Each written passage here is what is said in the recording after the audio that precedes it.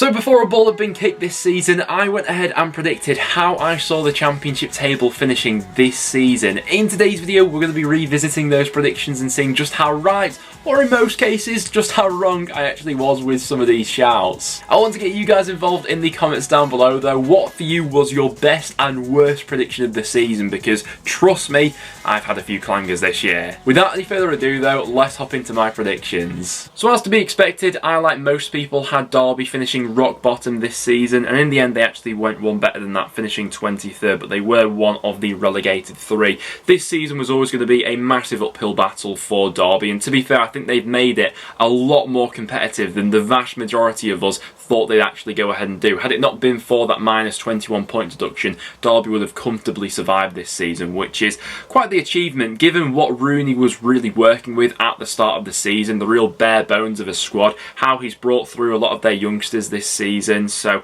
yeah, Derby were always going to be up against it this season, and I think I, like most people, had them going down. 2 for 2 so far in terms of the relegation spots. I then had Peterborough finishing in 23rd place. They finished one place higher than that in 22nd, but were relegated. I did have Peterborough down as the worst performing of the three promoted clubs coming up from League One, and in the end that transpired to be the case.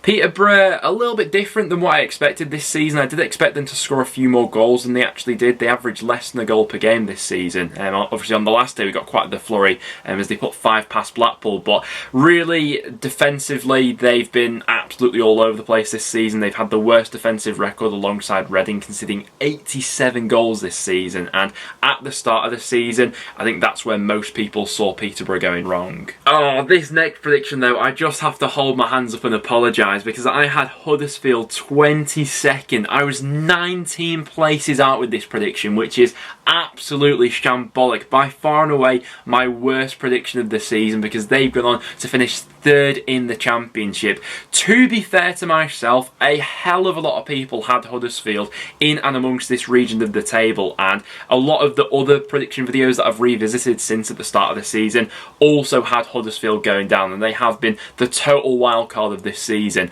going on to have the year that they had. There was a lot of negative momentum around Huddersfield towards the back end of last season. They ended it on a really quite dismal run of form. The matches they were losing, the goals that they were conceding, and even at the start of this season I don't think there was a particularly great feeling around the club. It still felt like Brom was maybe a little bit out of his depth, you know, particularly after that second game week of the season when Fulham put 5 goals past them at home. It certainly felt like Huddersfield were on course for a bottom half finish at least, but the turnaround at that club this season has been absolutely miraculous. I need to give more credit to their recruitment, which, as it transpires, I think they've actually got spot on. Yeah, massive plaudits to Huddersfield this season. We love an underdog story, and I was way off with that one. 21st place, I then had Hull, which is a prediction that I'm pretty happy about, to be honest. They finished 2 places higher than this. In the end, they finished 19th in the championship, which I think is a respectable finish for Hull, all things considered. I think that a few people were a little bit split on Hull. You know, would they survive? Would they go down? I did have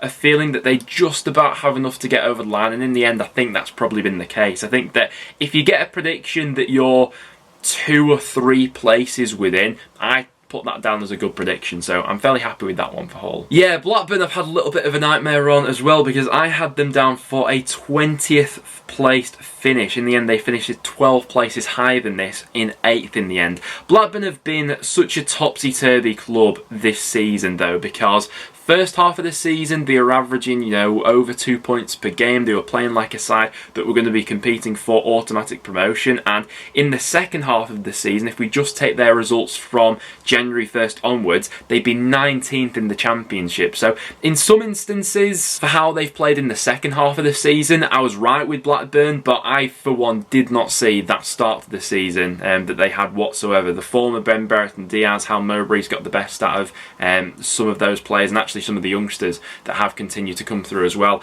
On a similar line to Huddersfield, the recruitment I probably underrated a little bit coming into this season for Blackburn, but it has been such a topsy-turvy year for them because, yeah, momentum can do strange things to football clubs, and that's certainly been the case for Blackburn this year in both directions. I had Coventry down for a 19th placed finish, but in the end they've gone to prove me wrong by 7 places. It was a top half finish for Coventry in the end, and never had any sort of relegation fears throughout the year. If anything, they were up and amongst the playoff picture for quite a large portion of this season. Second season in the Championship after you've been promoted from League One is always a little bit of a tricky one to call, really, because we either see teams going off that springboard and, you know, continuing to go from strength to strength, or they get found out a little bit, and we've certainly seen different instances of that happening to different football clubs. But credit to Mark Robbins, and once again recruitment, which has been excellent for Coventry. Top half finish this time is bang on, and they look like a club who is undoubtedly building in the right direction. In 18th place I then had Blackpool, which is a prediction I'm pretty happy about, to be honest. They finished 2 places higher than this in the end, in 16th place, but a hell of a lot of people had Blackpool going down at the start of the season, and I just didn't quite see that happening. Under Critchley,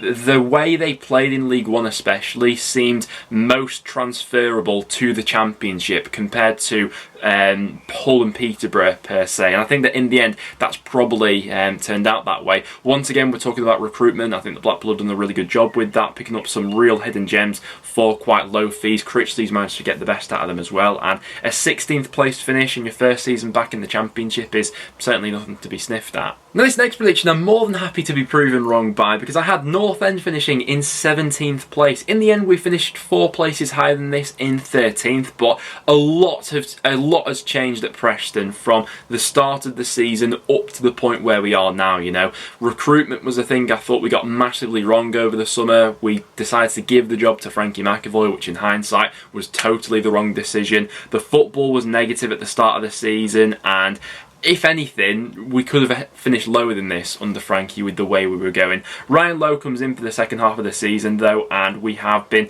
performing like a top 10 club in terms of points per game and things like that, results we've picked up since Lowe has come in. Don't get me wrong, it still has been patchy, but fascinated to see what Lowe's capable of doing over a full transfer window in the summer, when we properly get to see what his blueprint is for a Preston North End team next season. So yeah, more than happy to be proven wrong with my prediction for Preston 17th. Bristol City, I was pretty much spot on with. They finished 1 place lower than I had them predicted. I had them predicted in 16th. In the end, they finished in 17th. It's just been a wildly inconsistent season for Bristol City, and I think that's exactly what I said at the start of the season in my prediction video. There is the semblance of a squad that they've got there, particularly in terms of quality in the forward ends of the pitch, in terms of players who can come up with match-winning moments, but unfortunately that's not been present in an overall system which has allowed Bristol City to thrive this season. It's just been all over the place, really. I have been quite disappointed by Birmingham this season, I have to be real. I had them predicted 15th this season and they finished 20th in the end. Had it not been for point deductions, they would have just about scraped survival on the final day on goal difference, which is another underachievement for this Birmingham squad, who I thought may start to head in the right direction under Lee Bowyer. He managed to get a little bit of a bounce, if you remember, towards the end of last season. I thought that a little bit of that momentum might seep into this season, but it's not really been the case, other than those first brief performances we saw at Birmingham early on, you know, when Chong was the creative force in that side. You know, Deeney gave a bit of a lift to the fans and things like that. It's not materialised that way at all this season for Birmingham, and issues continue to be rife off the pitch, and it feels like another season of sort of uncertainty going into next year as well. I really wasn't sure where to predict Reading at the start of the season. I had them predicted to finish in 14th. In the end, they just about survived in 21st place. Now, at the start of the season, we didn't have any concrete knowledge of any point deductions which would be coming Reading's way. So obviously that wasn't common knowledge at the start of the season. They were coming off the back of a steady season before that under Paunovic, but what made me predict them to be sort of comfortable mid-table was the quality in their squad in the attacking third. And I think that at times that has carried them through this season. The goals that Giles come up with in the second portion of the season, the numbers that Swift was putting up in the first half of the season, but it's all been a little bit of a mess for Reading this year, hasn't it? And then to round off the bottom half of the Championship, I had Nottingham Forest predicted to finish in 13th. Now,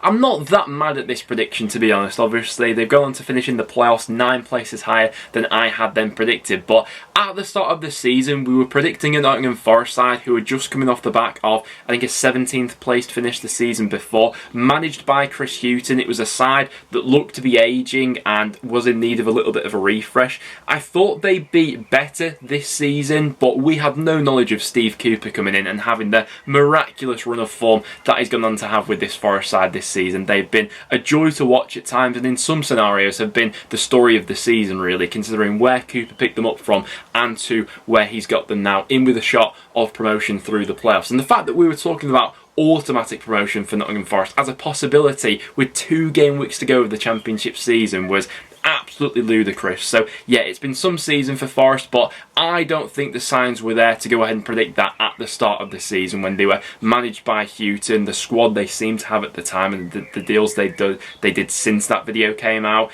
I'm not massively mad at that prediction. I had Swansea predicted for a 12th placed finish, which I'm fairly happy with, to be honest. They finished 3 places lower than this in 15th, but they've been there or thereabouts this season, Swansea, haven't they? Had they been maybe a little bit more consistent in these final few game weeks, then I would have had this prediction spot on. But Swansea were coming off the back of a playoff campaign with Steve Cooper, but there were so many moving parts going on at Swansea over the summer.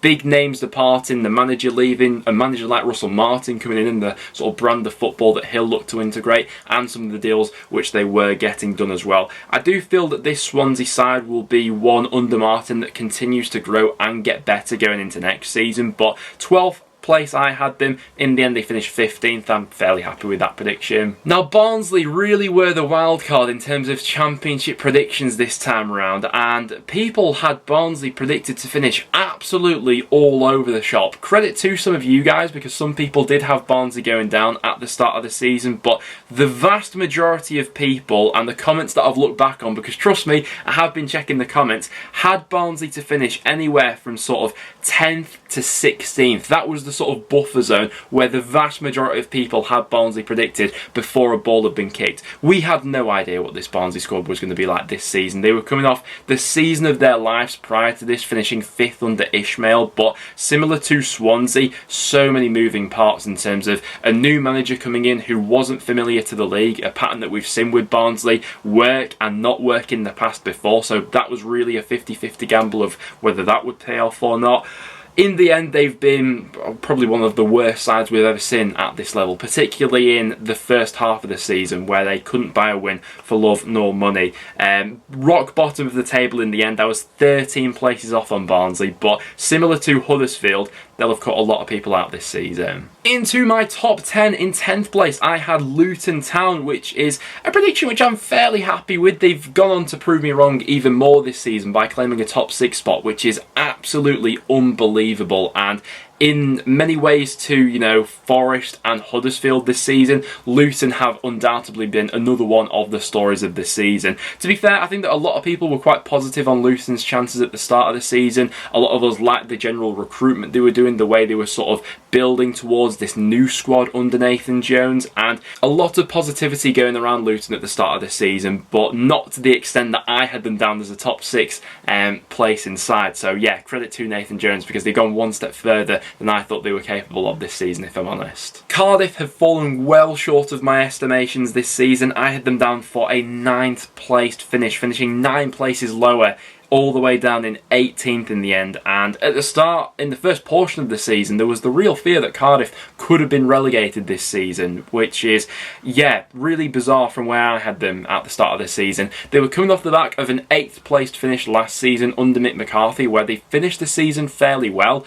They still had a lot of sort of seasoned pros in that Cardiff squad. It looked like a squad which was built in the blueprint of a manager like Mick McCarthy, but none of that materialised in the end. They went on that dismal run at the start of the season when they lost 8 games on the bounce, and to be fair to Morrison, since he's come in, you know, giving the reins to a fairly inexperienced manager in the situation that Cardiff were in, was seen as a bit of a gamble at the time. That has since paid off, and we've seen a little bit more consistency from them in this second portion of the season to drag them away from that relegation battle. But I have to be honest, I thought they'd be way closer to the top 6 than bottom 3 at the start of the season, and I was massively proved wrong on that. And a prediction that I'm really disappointed with, really, is I had Stoke down for an 8th place finish, and I really thought that this would be the year where they'd be properly banging on the door for a top 6 finish. And in the first, 3-4 months of the season, that certainly looked like it would be the case. Stoke were playing some lovely football.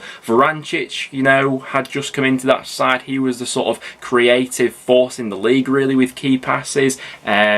Harry Sutar at the back was absolutely dominant, and they seem to have a decent flow of goals coming in. But once again, an accumulations of injuries, bad luck, and bad tactical decisions at times from O'Neill has ultimately slumped them towards another 4th consecutive bottom half finish from Stoke, which is such an underachievement from what was expected of them at the start of the season, and generally what's been expected of them since they've been relegated back down to the Championship. To not have any top half finishes is, I find it crazy for a side like Stoke. The money they put into that team, it baffles me. It really does. And they continue to baffle me season upon season, Stoke. I'm quite happy with this next prediction, though. I did have Millwall to be banging on the door for the playoffs this season, but to just fall short. And in the end, that's pretty much what materialised. I was just 2 places off with Millwall. I had them 7th. In the end, they finished 9th. They were still within of a top 6 place come the final day of the season. Brilliant record at the Den this time around as well. It was just a few more goals that were needed on the road, turning some of those draws into wins, which would have been that extra point or 2 to get them over the line into the top 6 this season. Oh, and I was only 1 place off Middlesbrough in the end. I had them down for a top 6 finish, but it just didn't quite happen for them, in the end falling to 7th place. Now, to be fair, under Neil Warnock at the start of the season, they looked nowhere near a top 6 outfit, but since Chris Wilder's arrival, there was every chance that Borough were going to go ahead and do it. It was just a few silly points dropped in the second half of the season, which ended up costing them, that away loss against Barnsley, for example, the home loss against Hull, obviously, not turning up on the final day against North End.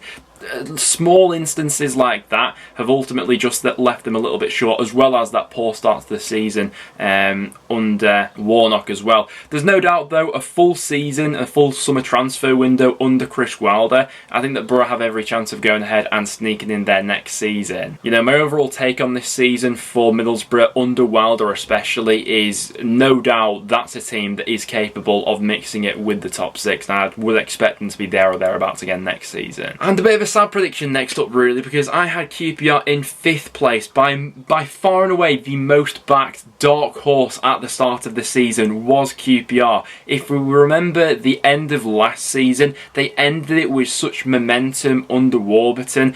I like some of the deals that they got done over the summer as well, getting back some of the loan players who they had that season. It felt like they'd added on to that squad, and they might just be capable of going that extra level and making it into the top 6. And for the first portion of the season, that looked like a bang-on prediction. There was even one point, I think, around the start of January where QPR were looking like if they went on a bit of a run, they could have easily challenged Bournemouth at one point for that 2nd place spot. But injuries, bad luck, a bit of mismanagement as well in the second half of the season has ultimately left QPR well short of that finish, and they slumped towards an 11th place finish, ultimately costing Mark Warburton his job, which I'm still a little bit conflicted on, to be honest, and I'll go into a bit more detail on that when I rank all the Championship managers later on in this week. But yeah, I think a lot of people had QPR down for the top 6 this season. It just didn't quite happen like that. So then to Bournemouth. Now, we need to remember Bournemouth at the start of the season didn't quite have the super squad that they ended the season with. They went absolutely crazy in that January transfer window, and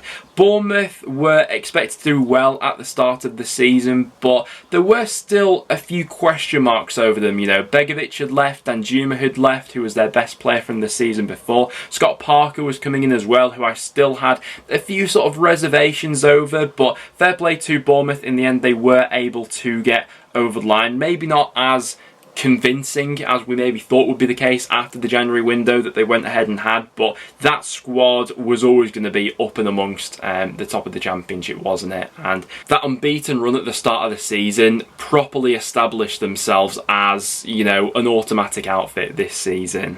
Preston ultimately managing to end that unbeaten run, but yeah, Bournemouth there or thereabouts, 2 places off, so I wasn't a million miles away. I had Sheffield United down for a top 3 finish, in the end finishing 2 places lower than this in 5th place. I really thought Sheff United would be knocking on the door for automatic promotion this year. It was a massive looking squad coming into this season, down from the Premier League obviously. They'd fallen well short of expectations in that second season in the Prem under Wilder, and it's always a tough one predicting how teams will bounce back based on momentum from the season before, because their squad was no doubt good enough for, you know, challenging the top 2 this season. Under Jokanovic as well, a manager who had previously been promoted from the Championship. Sheffield United were all over the place over the first few months under Jokanovic, and to be fair, at the time when Heckingbottom was appointed, it wasn't seen like a popular appointment amongst Sheffield United fans, the vast majority of other Championship fans as well, but fair play to Heckingbottom. He's got a tune out of this Sheffield United squad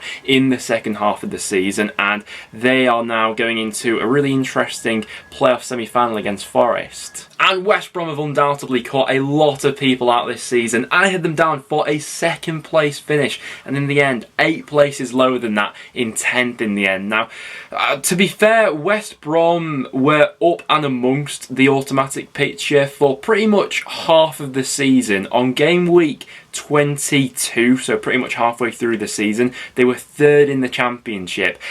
Fair play, I think that they probably did flatter to deceive in those later months under Ishmael, you know, where they continued to tick over, but the football wasn't exactly great, and they weren't playing, you know, at a level that at times we saw Bournemouth and Fulham go ahead and do, but they were just about ticking away at that level. They then started to lose matches, that negative momentum started to snowball a little bit. They tried to get a little bit of a bounce with Steve Bruce, but if anything, they've got worse under Steve Bruce since. No bounce of the sort happened, and they ultimately slumped to a 10th placed finish. So I thought at the start of the season, even with a manager like Ishmael, who we were still sort of a bit 50-50 on whether he'd be a good fit for that squad, I thought there'd be enough quality in that team, in that starting 11 especially, to carry them through this season into at least a top 6 finish, but it's not transpired that way. And yeah, I think West Brom have got a lot of people out this season with their predictions. Last of all though, for Fulham, where finally I've managed to get a prediction spot on. A little bit embarrassing from me this year round, to be honest, that we have to get to my final prediction for me to finally have one spot on. And in the end, Fulham were probably the most obvious one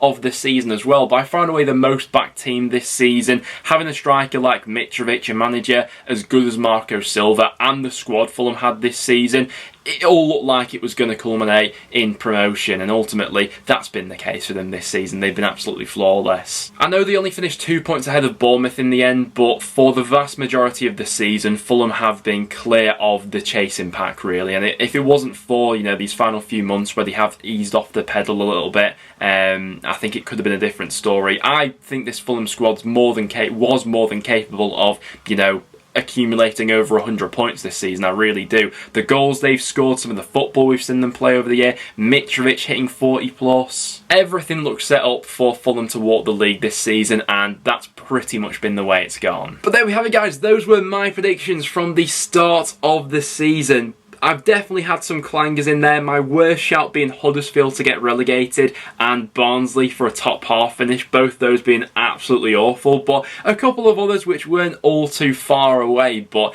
yeah, quite hit and miss from me this year, I have to say. I want to know from you guys though, what was your best and worst prediction from this Championship season? Because some of you guys have definitely had some clangers, I'm sure of it. Apart from that though, guys, that will now wrap it up for today's video. So if you did go on to enjoy, make sure to leave a like and do stick around and subscribe for some regular Championship content. Thanks for watching, guys. I'll see you all in the next one.